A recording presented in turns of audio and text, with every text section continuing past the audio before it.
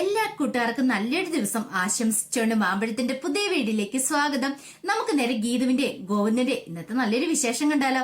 അങ്ങനെ ഇന്നത്തെ വിശേഷത്തില് രാധികാമ്മ വരണും വിനോദും അങ്ങനെ അവരെല്ലാരും കൂടെ കൂടിയിട്ട് റിസോർട്ടിലേക്ക് അങ്ങോട്ട് പോവാണ്. അപ്പൊ ഹൗസ് ബോട്ടിലാണ് പോകുന്നത്.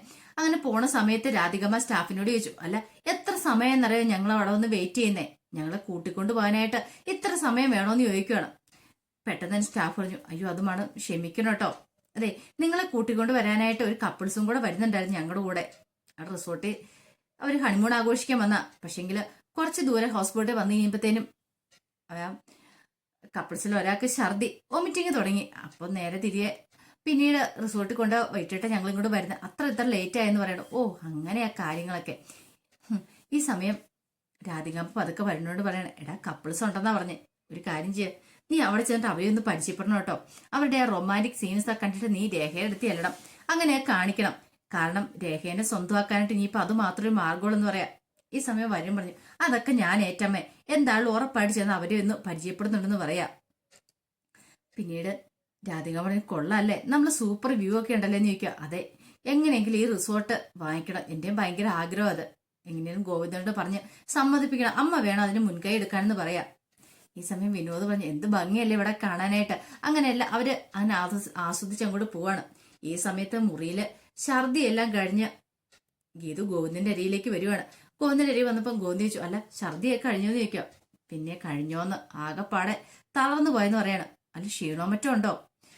കുറച്ച് ക്ഷീണം ഉണ്ടെന്ന് പറയണം. ഓഹ് ഞാൻ ആകെപ്പാടെ ടെൻഷൻ അടിച്ചു പോയി, സർവ്വ ദൈവങ്ങളെയും പ്രാർത്ഥിച്ചെന്ന് പറയാം. അതെന്തിനാ, എനിക്ക് ഛർദി ആയതുകൊണ്ടാണോ?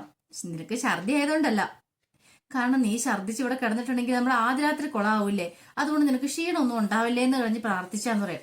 അയ്യോ കണ്ണേന്റെ ഒരു കോമഡി എന്ന് പറയാണ്. അത് പിന്നെ അങ്ങനെ അല്ലാതിരിക്കുവോ, ഞാൻ എത്ര കാലമായിട്ട് ആഗ്രഹിക്കുന്ന നമ്മുടെ രണ്ടുപേരുടെ ആദ്യ രാത്രി ഇന്നെങ്കിലും നടന്നാ മതി എന്ന് പറയാം.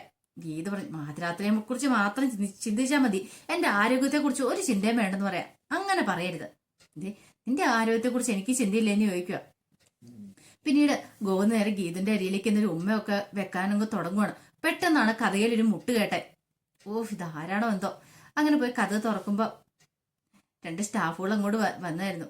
അത് സാർ, മണിയറ അലങ്കരിക്കണമെന്ന് പറഞ്ഞല്ലോ, നിങ്ങളുടെ ഫസ്റ്റ് നൈറ്റിന് വേണ്ടിയിട്ടുള്ള. ഓ അങ്ങനെ, അതാണ് കാര്യം, പോരെ കയറി പോരാൻ പറയണം.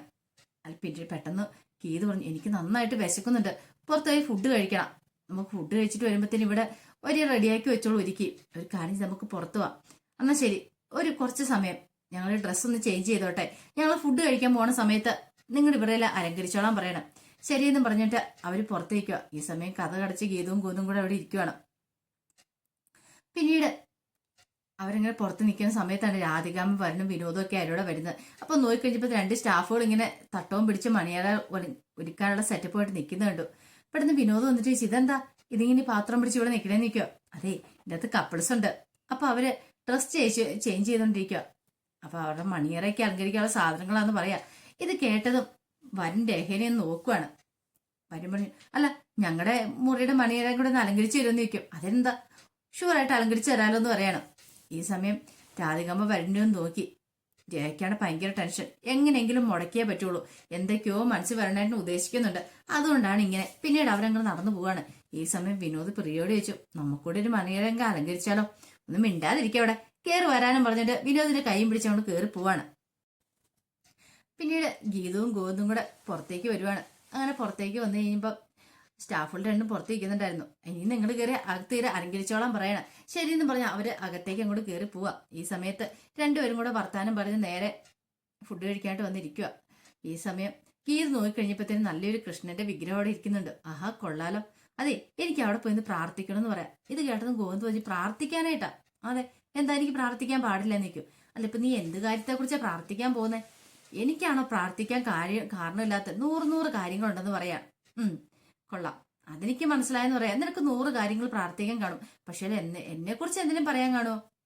ഗോവിന്ദനെ കുറിച്ച് പ്രത്യേകിച്ചൊന്നും പറയാനില്ലെന്ന് പറയാം. ഓഹോ, അപ്പം എനിക്ക് വേണ്ടി ഒന്നും പ്രാർത്ഥിക്കാനില്ലല്ലേ എന്ന് ചോദിക്കുകയാണ്. ഗോവിന്ദ് പറഞ്ഞു, പക്ഷേങ്കില് ഞാൻ മുമ്പ് കുറെ പ്രാർത്ഥിച്ചിട്ടുണ്ടായിരുന്നു പറയാം. എന്ത്?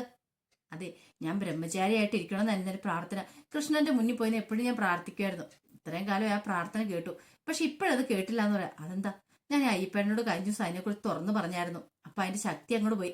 നമ്മൾ പ്രാർത്ഥിക്കുന്ന കാര്യങ്ങൾ നമ്മൾ പുറത്ത് പറയില്ലെന്നാ പറഞ്ഞേ, എന്നാലും ഭരിക്കുള്ളൂന്നാ പറയണേ. ഇത് കേട്ടതും ഗീത ചിരിക്കുക. ഒരു കാര്യം ചെയ്യാം, ഇനിയും വീണ്ടും പ്രാർത്ഥിച്ചു ബ്രഹ്മചാരിയായിട്ട് ഇരിക്കാൻ വേണ്ടിട്ട്, നിത്യ കന്യകനായിട്ടിരിക്കാൻ വേണ്ടിട്ടെന്ന് പറയാം.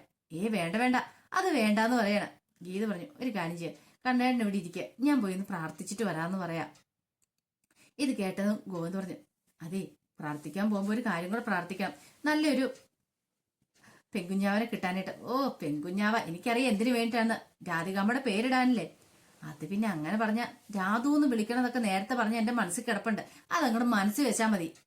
അതെ, ആ കാര്യമൊന്നും നടക്കാൻ പോകുന്നില്ല, പെണ്ണിന് വേണ്ടി മാത്രം ഞാൻ പോയി പ്രാർത്ഥിക്കുള്ളൂ എന്നും പറഞ്ഞ് ഗീത അങ്ങോട്ട് എഴുന്നേറ്റ് നേരെ ആ വിഗ്രഹത്തിന് മുന്നിലേക്ക് ചെല്ലുവാണ്. കൃഷ്ണ വിഗ്രഹത്തിന് മുന്നിൽ ചെന്നിട്ട് പറഞ്ഞു, എന്റെ ഭഗവാനെ, ആണാണെങ്കിലും കൊള്ളാം പെണ്ണാളും കൊള്ളാം, നല്ല ആരോഗ്യമുള്ളൊരു കുഞ്ഞിനെ തന്നാൽ മാത്രം മതി എന്ന് പറഞ്ഞ് പ്രാർത്ഥിക്കുവാണ്. ഈ സമയത്ത് ഗോവിന്ദ് മനസ്സിലോർത്ത്, ദൈവമേ, ഒരു മുടക്കങ്ങളും കൂടാതെ ആദരാത്തിൽ ഇന്ന് ഗംഭീരമായിട്ട് ആഘോഷിക്കാൻ പറ്റണേ എന്നൊരു ചിന്തയായിരുന്നു ഉണ്ടായിരുന്നത്. ഈ സമയത്ത് രാധികാമ്മ വരുണും എല്ലാവരും കൂടെ അങ്ങോട്ട് വരുവാണ്. അപ്പൊ വരുണിനെ മാറ്റി നിർത്തി പറഞ്ഞു, പറഞ്ഞ കാര്യങ്ങളൊക്കെ ഓർമ്മയുണ്ടല്ലോ, ആ കപ്പിൾസ് ആരെന്ന് എത്രയും പെട്ടെന്ന് കണ്ടുപിടിക്കണം, അവരോട് സംസാരിക്കണം, അവരുമായിട്ട് പരിചയപ്പെടണം, പിന്നീട് രേഖയായിട്ട് പോകണം, രേഖയുടെ മനസ്സിളക്കാനായിട്ട് ഏറ്റവും നല്ല മാർഗം അതാന്ന് പറയണം. ഇത് കേട്ടതും വരും പറഞ്ഞു, അതൊന്നും ഓർത്ത് അമ്മ വിഷമിക്കണ്ട കേട്ടോ, എന്ത് ചെയ്യണം എങ്ങനെ ചെയ്യണം എന്നൊക്കെ എനിക്ക് നന്നായിട്ട് അറിയാം, ഉറപ്പായിട്ടും അമ്മ കണ്ടു, അതിനുള്ള കരുക്കൾ ഇന്ന് തന്നെ നീക്കുമെന്ന് പറയാണ്. പിന്നീട് അവരങ്ങ് നടന്നു പോകണം. അങ്ങനെ നടന്നു പോണ സമയത്ത് ഗീത നേരെ കൃഷ്ണ വിഗ്രഹത്തിന് മുന്നിൽ വന്ന് പ്രാർത്ഥിച്ചുകൊണ്ടിരിക്കുക. മനോരി പ്രാർത്ഥിക്കുക, മനോരി പ്രാർത്ഥിച്ചാൽ കൃഷ്ണ ഭഗവാൻ കേൾക്കുമെന്നുള്ള കാര്യം ഗീതുവിന് അറിയാം. പല അനുഭവങ്ങളും ഗീതുവിന് ഉണ്ടായിട്ടുണ്ട്. അങ്ങനെ കൈകൂപ്പി തൊഴുത് പ്രാർത്ഥിച്ചുകൊണ്ടിരിക്കുന്ന സമയത്ത് ഗീതു ആ പെട്ടെന്ന് ആ സൗണ്ട് കേൾക്കുന്നത്, കാഞ്ചനക്കാട് സൗണ്ട്. ഇത് കാഞ്ചനക്കാട് സൗണ്ട് അല്ലേന്ന് ഓർക്കുവാണ്.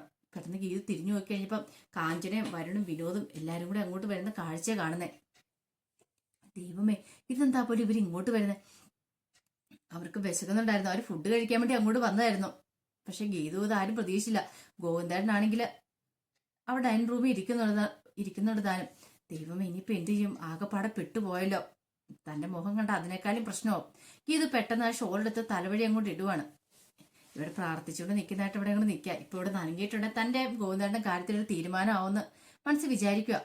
അങ്ങനെ അവരെവിടെ പാസ് ചെയ്തങ്ങോട്ട് പോകുന്ന സമയത്ത് പെട്ടെന്ന് കാഞ്ചന പറഞ്ഞു, ഇതിങ്ങ് നോക്കിയേ, അത് ഭഗവാന്റെ പടം കണ്ടില്ലേ, ഇത് എന്ത് ഭംഗിയെ കണ്ടിട്ട്, നമുക്ക് അവിടെ പോയി പ്രാർത്ഥിച്ചാലും ചോദിക്കുക. ഈ സമയം രാധികാൻ പറഞ്ഞു, ഒന്നും മിണ്ടാതെ വാ എന്റെ കാഞ്ചന എന്ന് പറയണേ, വിശന്നിട്ട് മനുഷ്യനെ കണ്ണു കാണാൻ പറ്റില്ലെന്ന് പറയണേ. പെട്ടെന്ന് പ്രേമോള് പറഞ്ഞു, അമ്മ എന്താ അമ്മ ഇങ്ങനെ പറയണേ, അപ്പൊ നമുക്കൊന്ന് പ്രാർത്ഥിച്ചിട്ട് പോവാം, നല്ല കാര്യമല്ലേ പ്രാർത്ഥിക്കുന്നതെന്ന് ചോദിക്കുകയാണ്.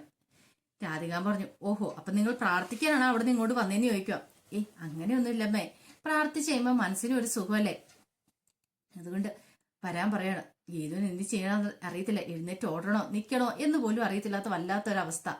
അങ്ങനെ നിന്ന് കഴിയുമ്പത്തേനും രാധികയമ്മ വരുണും വിനോദം എല്ലാം കൂടെ പ്രാർത്ഥിക്കാനായിട്ട് കൈകൂപ്പി നേരെ ഗീതുവിന്റെ അരിയിലേക്ക് വരുവാണ്. ഗീതു പുറംതിരിഞ്ഞിരിക്കുന്നവരെ ഗീതുവിനെ കാണുന്നില്ല, തലവഴി ആ ഒരു ഷോള് വെച്ചിട്ടുണ്ട്. എന്ത് ചെയ്യണം എന്നറിയത്തില്ല നിൽക്കുന്ന ഗീതു. അപ്പൊ അതിന്റെ വിശേഷങ്ങളൊക്കെയാണ് കണ്ടത്. ഇതിന്റെ ബാക്കി വിശേഷങ്ങളുമായിട്ട് വൈകുന്നേരത്തെ പ്രമോയി വരാട്ടോ. ഒരിക്കൽ കൂടി എല്ലാവർക്കും നല്ലൊരു ദിവസം ആശംസിച്ചു നിർത്തുന്നു. നന്ദി.